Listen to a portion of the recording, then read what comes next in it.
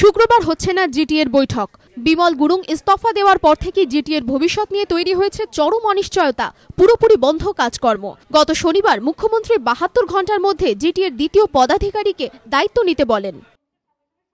আমি ৭২ ঘন্টা সময় দিচ্ছি আমার বন্ধুদের, যদিও তারা দুষ্টুমি করছেন তাও আমি কাউকে শত্রু ভাবি না।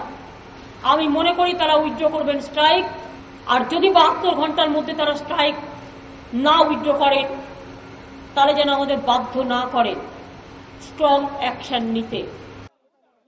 এরপর জিটিএ ডেপুটি চিফ রমেশ আলীকে জিটিএ প্রধানের দায়িত্ব নিতে অনুরোধ করা হলেও তিনি তা প্রত্যাখ্যান করেন।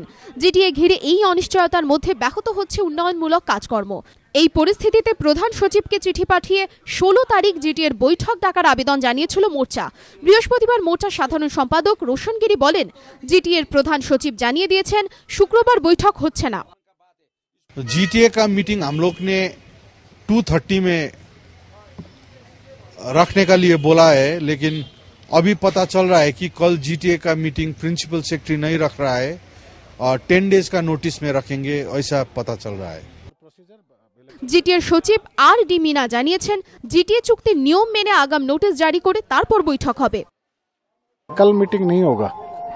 उनका जो हमको लेटर मिला है उसको अध्ययन करने के बाद हमने डिसाइड किया है कि हम उनको रिप्लाई देंगे कल, और एज पर प्रोसीजर इलेक्शन करेंगे चीफ का।